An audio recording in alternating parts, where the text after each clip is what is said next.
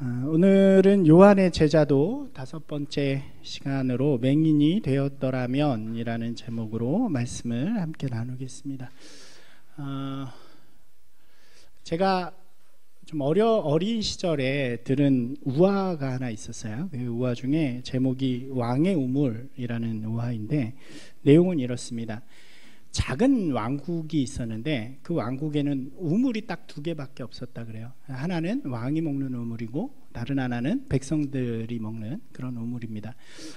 그런데 하루는 그 적군에 있는 사람이 백성들이 먹는 우물에 독약을 타게 된 거죠. 근데 이 독약은 그 우물을 마시면 미치게 되는 이렇게 그런 이제 환각의 상태를 갖게 되는 그런 약이었다고 합니다. 백성들은 그 우물밖에 먹을 수 없었으니까 한두 명씩 그 우물을 먹고 미치기 시작하는 거죠. 그리고 난리가 납니다. 이 나라가 사람들이 뛰쳐나와서 소리 지르고 막 돌아다니고 이러면서 막 하는데 왕만 이제 먹지 않고 멀쩡한 채로 있는 거죠. 그런데 하루는 그 이제 백성들 사이에서 소문이 돌기 시작합니다. 어떤 소문일까요? 왕이 미쳤다라는 소문이 들기 시작하는 거예요. 그러면서 왕이 점점 외로워지기 시작하는 거죠. 왕만 미치지 않았는데 왕이 미쳤다는 소문이 돌기 시작하면서 왕은 소외되기 시작했고 점점 외로워지기 시작합니다. 아무도 왕을 왕으로 인정해주지 않는 그런 상황이 되어진 거죠. 결국 왕이 어떤 선택을 하냐면 밤에 몰래 백성들이 마시는 그 우물에 가서 그 물을 마시고 미쳐버리게 됩니다. 그 다음 날은 어떻게 됐을까요?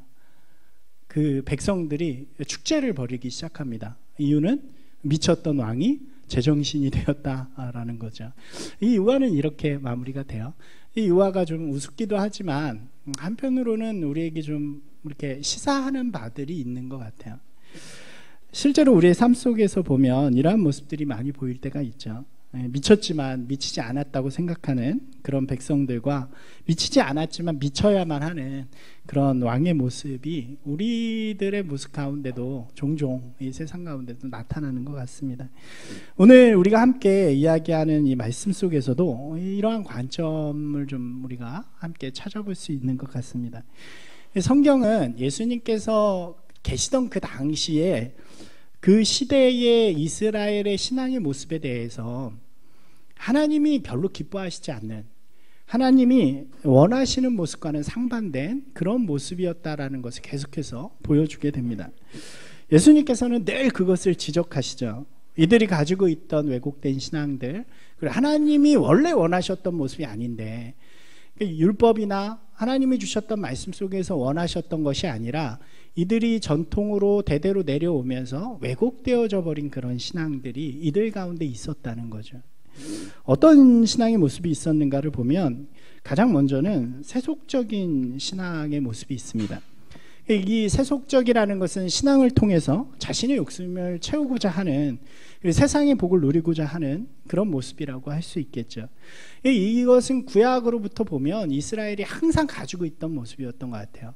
하나님을 떠나서 바알이나 아세라와 같은 다른 신을 혼합으로 섬기기도 하고, 이 당시에도 역시 마찬가지로 예수님 때에도 신앙이라는 것이 우리의 복을 챙겨주는, 자기의 유익을 챙겨주는 것으로 그렇게 여기는 사람들이 있었다는 거죠. 그런 모습을 가진 대표적인 사람들이 사두개인이라는 무리들이었어요. 이 사람들은 제사장 그룹이었는데 자신의 종교적인 위치를 이용해서 굉장히 욕망을 채우는 그런 사람들이었고요. 또 그를 뒤따르는 많은 사람들이 마찬가지로 이런 종교적인 것을 이용해서 자기의 사리사욕을 채우거나 아니면 자신의 욕심을 채워가는 그런 모습으로 살아간다는 거죠. 성경을 보면 예수님께서 제자들에게 이렇게 말씀하세요. 너희는 사두개인의 누룩을 조심하라 라고 이야기할 때 그 표현이 바로 이것이라고 할 수 있습니다. 두 번째 왜곡된 신앙은 형식적인 신앙이에요. 이것은 다른 말로 표현하면 가식적이라고 이야기할 수 있겠죠. 가식이라는 말이 무엇인가요? 겉과 속이 다르다는 것을 의미하죠. 겉으로는 매우 신앙인인 척합니다. 다른 사람들에게 인정받고 또 모든 어떤 제의나 율법을 잘 지키지만 실제로 그 안에 담겨진 마음들, 하나님을 사랑하고 하나님의 뜻으로 이웃을 사랑하는 그런 마음들이 전혀 없는 거죠. 그러니까 보여지는 것에만 치중하는 그런 사람들이라고 할 수 있습니다. 이러한 사람의 대표적인 모습이 누굴까요? 우리가 잘 아는 바리새인이겠죠. 이 율법을 열심히 지킨다고 하지만 그 안에 담겨진 것에 대해서는 별로 관심이 없어요. 그저 자신들이 다른 사람들보다 그냥 평범한 사람들보다 더 종교적인 우위에 있다, 우린 이렇게 잘 지킨다 라고 이야기하고 다니는, 그 인정받기를 원하는 그런 거죠. 그러나 실제는 그 안에는 정말로 하나님을 사랑하거나 그런 마음들이 많이 부족해져 있다라고 이야기할 수 있는 것입니다. 그래서 예수님께서 이 바리새인들을 향해서 뭐라고 말씀하시는지 혹시 기억나시나요? 이 회칠한 무덤아, 이렇게 이야기하죠. 이 회칠한 무덤이란 얘기는 무덤이잖아요. 시체가 있는 그 무덤인데 분칠을 해놨다는 얘기예요. 안은 썩어가는데 겉만 분칠한 것 같은 그런 모습이라고 이야기할 수 있겠죠. 마지막 좀 왜곡된 신앙의 모습은 이기적인 신앙입니다. 자신들 외에는 어떤 사람도 하나님의 백성의 자리에 있을 수 없다는 거죠. 자신들만이 선택받은 사람들이고 자신들만이 하나님의 그 구원을 받을 수 있는 자격이 있는 사람들이다 라고 이야기합니다. 그러니까 이 이기적인 신앙은 어떻게 되나요? 이방인들을 차별하게 되죠. 근데 이방인들만 차별하는 것이 아니라 같은 동족인데도 사마리아인 같은 사람들을 차별합니다. 근데 더 심한 건 뭐냐면 이게 참 심한 거예요. 같은 동족이에요. 근데 뭔가 결여된 사람들, 뭐 장애를 가졌다거나 아니면 고아라거나 과부라든가 이런 사람들 있죠. 병자라든가 이런 사람들을 차별해요. 왜 차별하냐면 이 사람들은 온전한 사람들이 아닌 거죠. 그러니까 왜 우리 구약의 개념에서 보면 하나님 앞에 제물을 바칠 때 병든 거나 뭐 상처 난 거나 이런 거는 드리면 안 되잖아요. 그런 것처럼 자신들을 그렇게 여기기 시작하는 거예요. 병든 사람들, 장애를 가진 사람들, 고아나 과부들은 하나님의 저주를 받은 사람들. 그래서 우리보다는 못한 사람들이라고 여기고 차별을 하게 되는 거죠. 이러한 신앙의 모습들 세 가지 말씀드려요. 세속적인 신앙, 형식적인 신앙, 또 이기적인 신앙이 이 당시에 이 주류들, 유대인들이 가졌던 신앙의 모습이라고 할 수 있는 것입니다. 그리고 이들은 이것이 마치 옳은 것처럼, 이것이 마치 거룩한 것처럼 생각하고 주장하고 이야기합니다. 이 모습이 아까 우화에서 이야기했던 왕이 미쳤다고 이야기하는 백성들의 모습하고 비슷하다고 이야기할 수 있겠죠. 이러한 때에 누가 오셨냐면 바로 예수님이 오신 거예요. 그리고 천국의 복음을 전하기 시작하십니다. 이 온전한 신앙의 모습을 이야기하십니다. 그러니까 어땠을까요? 이들은 그 오신 예수님을 사기꾼이라고 몰고 거짓말을 하는 사람이다, 미쳤다라고 이야기하면서 그를 죽음으로 몰게 되어지는 거죠. 예수님께서는 이러한 왜곡된 신앙의 시대에 이 땅에 내려오셔서 천국의 복음을 전하시고 구원의 역사를 이루십니다. 그러니까 얼마나 힘드셨을까. 우리가 좀 성경을 그냥 단순히 글이 아니라 그 상황에 들어가서 읽어보면 참 많이 힘드셨겠다라는 생각들을 하게 될 수 있는 거죠. 예수님께서 아무리 그렇게 외쳐도요, 이 주류에 있는 사람들은요 절대 변하지 않습니다. 결국 예수님을 죽이기까지 하죠. 그렇기 때문에 예수님께서는 그런 사람들이 아니라, 그 왜곡된 신앙에 머무는 사람들이 아니라 아직 그 왜곡된 신앙에 물들지 않은 사람들을 만나시고 그들을 통해서 하나님의 역사, 예수 그리스도의 역사를 이루어 가십니다. 우리가 본 사람들이 그렇죠. 제자들이 그랬고요. 그죠? 제자들은 주류들이 아니었잖아요. 갈릴리에 있는 사람들이었고 어부들이었고 아주 뭐 이런 사람들이 아니었죠. 그리고 니고데모도 봤죠. 니고데모도 마찬가지였어요. 니고데모는 이 위치에 있는 사람이죠. 바리새인이었고 공회원이었지만, 하지만 거기에 갇혀 있지 않고 자신의 구원을 위해, 옳은 것을 위해 예수님을 찾아올 수 있는 사람이었어요. 사마리아 여인은 말할 것도 없고요.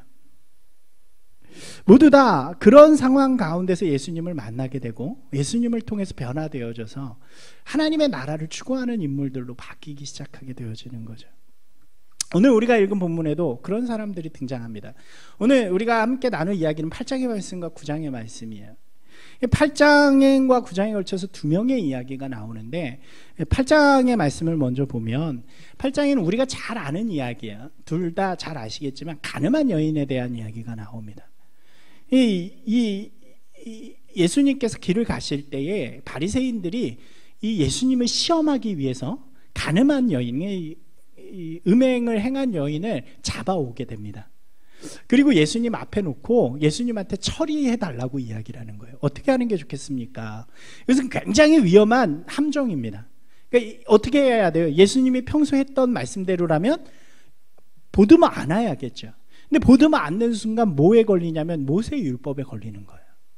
음행한 자는 죽여야 되니까. 근데 그렇다고 죽이라고 하면 이때까지 예수님이 말씀하셨던 그 사랑과 또 이런 것들이 이렇게 권위가 많이 없어질 수밖에 없는 그런 상황이 되어지는 거죠. 우리가 잘 아는 것처럼 예수님께서 어떻게 하세요? 앉으셔서 땅에 무엇인가를 쓰시죠. 그리고 이 사람들에게 우리가 잘 아는 말씀이잖아요. 유명한 말씀 한번 읽어볼까요? 그들이 묻기를 맞지 아니하는지라 이에 일어나 이르시되 너희 중에 죄 없는 자가 먼저 돌로 치라. 너희 중에 죄 없는 자가 돌로 치라 하시고 또 앉으셔서 또 쓰세요. 그리고 나서 성경이 뭐라고 기록하고 있냐면 이 돌로 치려고 하는 많은 사람들이 양심이 찔렸다라고 이야기해요. 그러니까 우리는 이 무엇을 쓰셨을까 굉장히 궁금해 하잖아요. 근데 그거는 뭐 알 수 없어요. 뭐 우리 2000년 전에 있었던 이야기를 어떻게 알 수 있겠어요. 다만 그들의 양심을 찌를 수 있던 어떤 이야기라는 거죠. 이 그들의 양심이 찔리고 가슴이 찔리는 그 순간 치려고 하던 돌을 다 내려놓고 다 그곳에서 사라지게 됩니다. 그리고 예수님께서 그 여인을 향해서 이제 너를 정죄하지 않겠다. 이제 가서 더 이상 죄를 짓지 않는 사람이 되라 라고 말씀하세요. 우리가 이 말씀을 좀 기억하시면서 9장으로 한번 넘어가 볼게요. 그리고 나서 9장에서는 한 맹인을 만나시는 장면이 나옵니다. 이 맹인을 고치시는데 이 맹인을 성경에서는 이렇게 소개해요. 태어날 때부터 앞을 보지 못하는 사람. 이 말은 굉장히 중요한 말입니다. 제가 가끔씩 말씀드린 대로 이 태어날 때부터 맹인이라는 표현이 굉장히 중요한 표현이에요. 아까 앞에 말씀드린 대로 맹인은 이미 이스라엘에서 사람들 중에 어떤 사람이라 했어요? 흠이 있는 사람. 그래서 차별의 대상이잖아요. 그런데 이게 날 때부터 그랬대요. 날 때부터 흠이 있어요. 이 얘기는 뭘까요? 이 사람은 날 때부터 하나님의 저주를 받고 태어난 사람이라는 의미예요. 이들의 개념 속에서, 이 당시에 바리새인들이 가졌던 개념 속에서 지금 이 날 때부터 맹인인 사람은요, 너는 무슨 죄가 있길래, 혹은 너의 부모가 무슨 죄가 있길래 너는 태어날 때부터 맹인이냐, 너는 왜 태어날 때부터 하나님 앞에 저주를 받았느냐, 이런 사람이라는 거죠. 이 제자들도 똑같이 물어요. 이게 이 당시의 관점이었으니까. 한번 같이 읽어볼까요? 제자들이 물어 이르되 라삐여, 이 사람이 맹인으로 난 것이 누구의 죄로 이남이니까? 자기니까? 그의 부모니까? 그죠? 이 전제가 무엇입니까? 이 사람이 이렇게 된 것이 죄인이었기 때문에, 이 사람이 저주받았기 때문이라는 전제, 그 전제를 깔고 이야기를 하는 거죠. 그런데요, 이게 당시의 보편적인 생각이었지만 하나님의 생각이었느냐? 그건 아니라는 거죠. 하나님은 그런 분이 아니시죠. 하나님은 절대로 사람을 태어나기 전부터 저주하시고 죄를 입혀서 이 땅 가운데 부족한 모습으로, 문제 있는 모습으로 태어나게 하시는 분이 아니시란 말이에요. 그런데 그런 관점으로 자기 스스로 그들이 이해하는 거예요. 예수님께서 뭐라고 말씀하시냐면 누구의 죄 때문이 아니라 하나님의 영광을 드러내기 위함이다 라고 말씀하시고 그를 고치시기 시작하세요. 진흙에 침을 섞어서 눈에 이렇게 붙이신 다음에 실로암이라는 연못으로, 여기에 실로암이 가죠. 우리 어렸을 때부터 많이 부르던 실로암으로 가서 눈을 씻어라. 못에 가서, 그리고 눈을 이렇게 가서 이 사람이 순종을 하게 되고 눈을 씻는 순간 눈이 열리게 됩니다. 보이게 되는 거죠. 여기서 이야기가 끝나지 않아요. 그가 눈을 뜨게 된 것이 너무나도 놀라운 일이죠. 그러니까 주변에 그를 아는 사람들이 다 깜짝 놀랍니다. 그러면서 어떻게 된 것이냐? 당신이 어떻게 해서 눈을 뜨게 된 것이냐라고 묻습니다. 잘은 모르겠는데 내가 보진 못했지만 나한테 어떤 분이, 예수라는 분이 오셔서 이러이러해라 그래서 내가 그대로 했더니 눈이 열렸습니다 라고 이야기를 하게 되죠. 그리고 이 사람들이 하도 그것이 신기하니까 바리새인들한테 데리고 가게 됩니다. 우리가 이 관점을 좀 잘 이해해야 돼요. 왜 바리새인들에게 데려갔을까? 지금 이 사건이요, 그냥 단순히 눈이 뜬 사건이 아니라니까요. 하나님께 저주받은 사람이에요. 죄 때문에 눈이 멀었다는 것은. 그러니까 바리새인들에게 이 상황은 정말 놀라운 상황이에요. 자기가 무시하고 자기가 차별하던 그런 하나님께 저주받은 사람이요, 눈을 뜨게 된 거죠. 그럼 눈을 뜨게 되었다라는 의미가 무엇일까요? 더 이상 하나님의 저주를 받지 않는다는 거예요. 그 얘기는 죄가 해결되었다는 거죠. 여러분, 누가 죄를 해결할 수 있어요?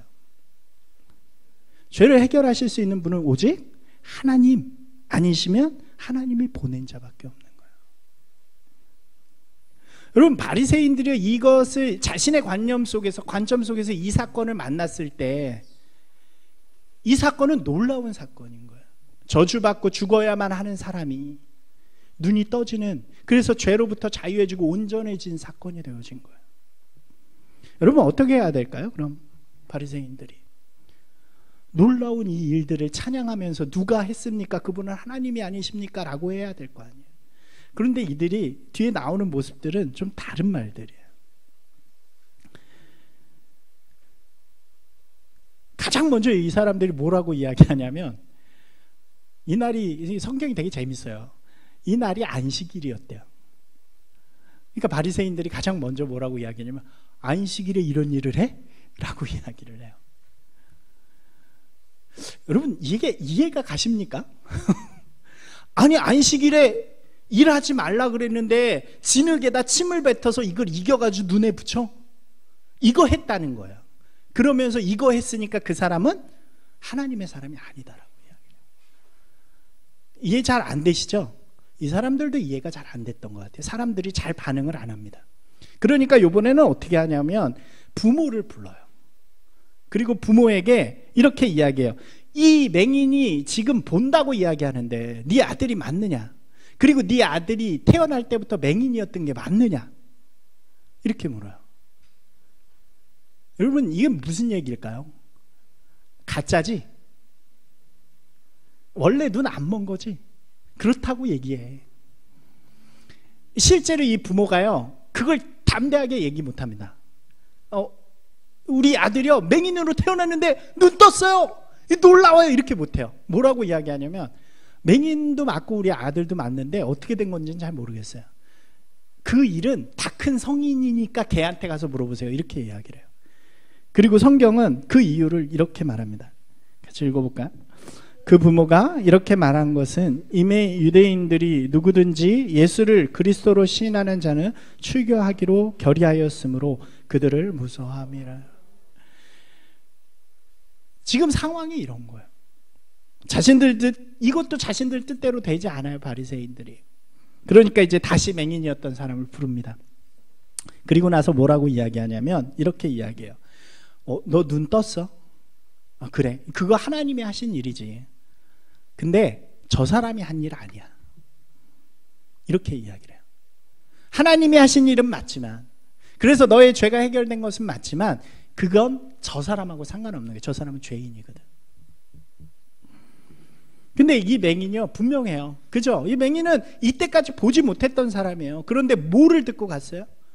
가라, 씻으라 하는 예수님의 말씀을 그저 순종해서 갔던 거죠. 그렇기 때문에 이렇게 얘기해요. 무슨 소리입니까? 나를 눈뜨게 하신 분은 분명히 그분이십니다.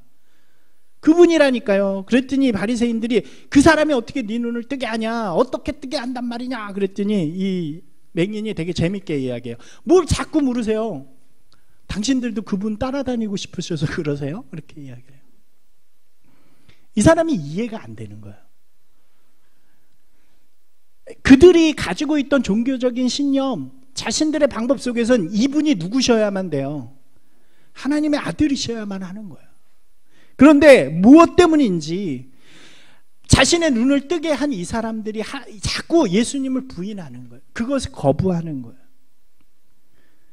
그리고 눈뜬 나, 실제 경험한 나조차도 아니라고 부정하게 만드는 거죠.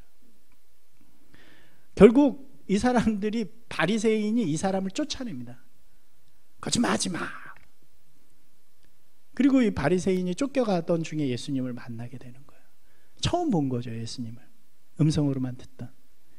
그리고 예수님과 대화를 하고 예수님을 믿기로 결정합니다. 이렇게 이야기를 해요. 그가 이렇게 고백해요. 주여, 이르되 주여 내가 믿나이다 하고 절하는지라.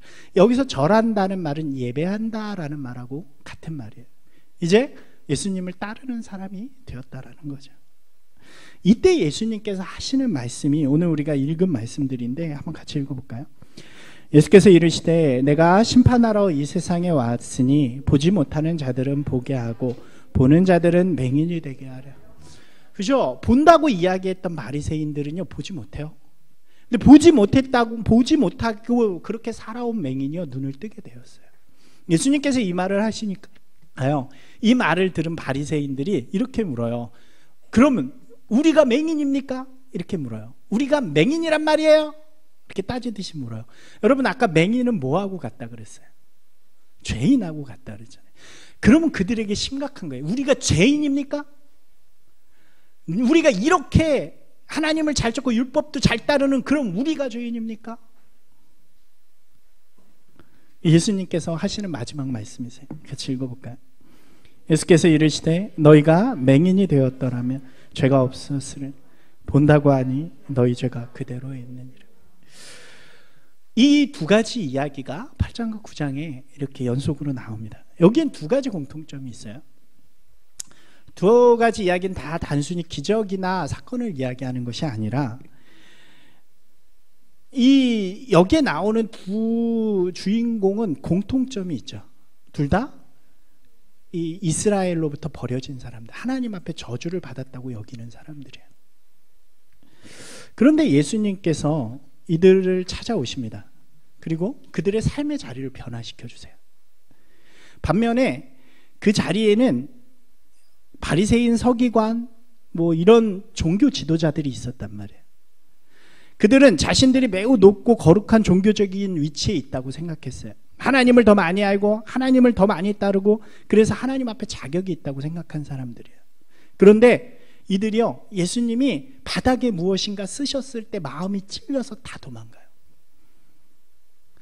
만약 그 죄에 대해서 해결할 마음이 있었다면 이들이 도망가서는 안 되죠. 이 이야기는 뭐예요? 거룩한 척하지만 이들이 다 그 마음 가운데 죄를 품고 있다는 거예요. 맹인의 눈이 떠졌어요. 이거는 죄를 해결하시는 메시아의 능력이에요. 그 메시아의 능력이 경험되었지만 이들은 그걸 다 부정하는 사람들이다. 여러분, 요한복음 8장과 9장을 통해서 요한은 이걸 묻고 싶은 거예요. 같이 한번 읽어볼까요? 누가 진짜 죄인인가? 누가 진짜 맹인인가? 여러분, 누가 진짜 죄인이고 누가 진짜 맹인인가요? 우리들 이야기를 좀 해볼까요? 우리가요, 잘못된 신앙의 모습 속에 머물면요, 세상을 향해서 손가락질, 죄인이라고 손가락질하는 우리가 죄인의 모습이 될 수 있다는 거예요. 세상을 향해서 너희들은 복음도 모르고 아무것도 몰라라고 말하는 우리가 오히려 맹인처럼 살아갈 수 있다는 거죠. 가늠한 여인은 죄인이에요? 아니에요? 여러분, 분명하게 하셔야 돼요. 가늠한 여인이 죄인입니까? 아닙니까? 죄인이에요. 근데 죄인이 무조건 돌에 맞아 죽어야 되나요? 예수님이 그녀를 감싸주시고 그녀를 구원해 주시는 거예요. 죄인은요, 맞아 죽어야 할 사람이 아니라 어떠해야 될 사람이에요? 예수님의 입장에서 구원받아야 될 사람. 여러분, 맹인이요, 앞을 보지 못해요. 그래서 저주받았다고 여기는데 영원히 앞을 보지 못하는 사람으로 살아가야 되나요? 그렇지 않죠. 눈을 떠야 되는 사람이 되는 거예요. 보기를 원합니다. 그가 보기를 원할 때 예수님께서 그의 눈을 뜨게 만들어 주시는 거예요. 반대로요, 거룩한 척하면서 자신은 죄가 없다고 이야기하는 그 사람들도 다 죄인이에요. 그런데 그들에게는 예수님이 필요가 없는 거죠. 예수님의 놀라운 기적이 일어나서 죄로부터 자유함이 일어났음에도 불구하고 해방이 되었음에도 불구하고 여전히 묶여있는 이 사람들한테는 예수님이 필요 없는 사람들이라는 거예요. 이 요한복음 8장에서 9장 사이에 예수님의 말씀이 나와요. 예수님께서 두 가지 이야기를 하세요. 한번 같이 읽어볼까요? 예수께서 또 말씀하여 이르시되 나는 세상의 빛이니 나를 따르는 자는 어둠에 다니지 아니하고 생명의 빛을 얻으리라. 또 하나요? 그러므로 예수께서 자기를 믿는 유대인들에게 이르되 너희가 내 말에 거하면 참으로 내 제자가 되고 진리를 알지니 진리가 너희를 자유롭게 하리라. 여러분, 예수님은 빛이세요. 어떤 빛입니까? 세상에 밝게 하는 빛이에요. 죄인들이요, 어두워서 아무것도 보지 못해요. 갈 길을 찾지를 못해요. 그때 빛 대신 예수 그리스도께서 오셔서 그 죄악 가운데 있는 자들을 인도해 주시는 빛이 되는 거예요. 눈이 가려졌어요. 저주라는 이름 때문에, 죄 때문에 눈이 가려져서 아무것도 보이지 않아요. 그러나 예수님께서 진리로 오셔서 내 진리의 말에 순종하는 자, 따르는 자는 눈이 열리리라, 자유함을 얻으리라 말씀을 하세요. 이 사람들은요, 이 여인과 맹인은요, 예수님이 너무 필요한 사람들이란 말이에요. 예수님이 너무 필요해서 그들은요, 죄로부터 자유함을 얻게 되고 보이지 않는 것에서 보이는 놀라운 역사들이 일어나게 되어지는 거죠. 여러분, 우리가요, 왜곡된 신앙 속에 있으면 예수님이 필요 없는 사람들이 돼요. 그렇지 않나요? 지금 바리새인들, 사두개인들, 서기관들과 같은 사람들은요, 예수님이 필요 없었어요. 이 말씀을 보면요, 우리가 사복음서를 보면 이들은 예수님이 정말 필요 없는 사람들입니다. 예수님이 있으면 안 돼요. 왜요? 자기들이 가지고 있는 모든 것을 다 허물어 버릴 수밖에 없으니까. 이미 자신들은 거룩하고 자신들의 이익이 있고 자신들만이 구원받은 그런 사람들인데 예수님께서 그걸 다 허물고 그 구원을 모든 이들에게 나눠주시거든요. 그러니까 이들은 필요 없는 거예요. 여러분, 이 시대에 그런 신앙이 많지 않을까요? 내 욕심을 챙기는데 예수님이 왜 필요해요? 아니요, 예수님이 계시면 오히려 불편하죠.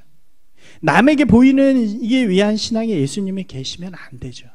왜요? 내 속을 다 아시니까. 여러분, 제가 이렇게 막 설교하고 인도해 보니까 거룩해 보이잖아요. 근데 제가 만약 딴 마음을 품고 있다고 생각해 보세요. 제가 이때마다 얼마나 거북하겠어요. 아, 예수님 예배 때 안 오셨으면 좋겠다. 여러분, 우리 가운데도 그렇지 않나요? 우리만을 위한 우리의 하나님이 되어주셔야 되는데 예수님의 사랑이 맞지가 않아요. 예수님은 원수도 사랑하라 그랬거든요. 여러분, 왜곡된 우리의 신앙 속에서는 예수님이 필요 없는 거예요. 그런데요, 필요한 사람들이 있습니다. 자신의 죄된 모습을 바라보는 사람에게는 예수님의 은혜가 필요해요. 하나님의 나라와 그 뜻을 바라보고자 하는 자들에게는요, 눈이 열려서 그것을 바라볼 수 있는, 비전과 소망을 볼 수 있는 눈이 필요하단 말이에요. 이 죽어가는 자들의 구원을 위해 간절히 기도하는 사람에게는요, 예수님의 은혜와 복음이 필요한 게 되는 거예요. 사랑하는 여러분, 우리가요, 우리 자신을 자꾸 유대인에 비교하지 않았으면 좋겠어요. 우리의 신앙의 연차가 쌓이고 또 신앙이 이제는 대물림이 되잖아요.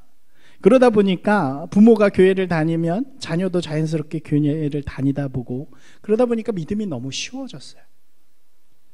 그리고 당연한 것이 되었고 구원을 우리의 권리처럼 느낄 때가 참 많은 것 같습니다. 그리고 이것이 누구냐면 유대인의 모습이에요. 내가 예수님이 아니어도 종교적인 이 테두리 안에 있으면 되는 사람들, 오히려 거룩해 보일 수도 있고 많은 것을 가진 사람처럼 보일 수 있는 거죠. 제가 자주 말씀드리잖아요. 우리는 유대인이 아니라 누구예요? 원래 이방인이라니까요. 아니, 우리의 신분이 그렇잖아요. 여기 이스라엘 사람들이신 분 계세요. 우리의 신분이 이방인이에요. 그럼 이방인들은 원래 어떤 사람이에요? 여러분, 구약을 보면서 너무 은혜 많이 받지 마세요. 구약의 하나님 그러면서. 왜냐면 구약으로 따지면 우리는 다 저주받아 죽을 사람들이에요. 하나님 앞으로 갈 수 없는 사람들. 그런 그 마음을 우리가 분명하게 알 때, 우리가 부족하고 연약하고 우리의 죄된 모습을 우리가 스스로 발견해야 누가 필요해요? 은혜가 되시는 예수님이 필요한 거죠. 우리가 맹인이구나, 아, 우리가 죄인이구나. 이것이 우리 안에 있어야 우리의 눈이 열리고 우리의 죄가 해결되는 놀라운 역사들이 일어나게 되는 거죠. 그 일이 있어야, 예수님을 경험해야 우리의 신앙이 이 왜곡되고 이렇게 갇혀져 있던 신앙에서 변화되기 시작하는 거예요. 어떤 신앙으로 변화됩니까? 세속적인 신앙, 세상에서 복을 추구하기만 하던 신앙이요, 이제 하나님의 나라를 바라보는 신앙으로 변화되는 거예요. 형식적으로 그냥 예배만 참여하고 그냥 믿는 사람, 어디 뭐 믿냐고 하면 교회 다닌다고 하던 그런 신앙이 이제 예수님과 함께하는, 그래서 예수님의 뜻을 추구하는 신앙이 되어지는 거죠. 이기적인 신앙이요, 나만, 우리만 구원받으면 돼 라고 했던 신앙이 이제 죽어가는 자들을 위해서, 죄인들을 위해서 사랑을 나눌 수 있는 이타적인 신앙으로 변해갈 수 있는 거죠. 이러한 변화는요, 오직 우리 안에 예수님이 필요함을 우리가 먼저 느끼고 예수님을 경험할 때 간절해지는 것입니다. 저는요, 이 시대에 우리 기독교에 가장 필요한 게 이 회복이라고 생각을 해요. 여기 계신 여러분들이 먼저 이 회복들이 있으셨으면 좋겠습니다. 여러분, 다른 이들을 죄인이라고 하기 전에 죄인된 우리 자신을 먼저 바라보는 분들이 되시기 바랍니다.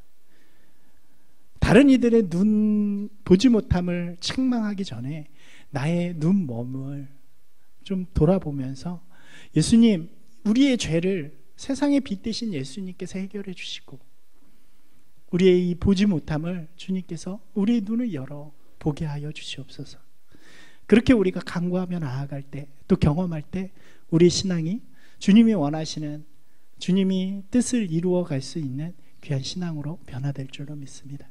사랑하는 여러분, 우리가 먼저 예수님을 경험하기를 우리 함께 또 도전하며 기도하며 그렇게 나아가는 저와 여러분이 되기를 주님의 이름으로 축원합니다.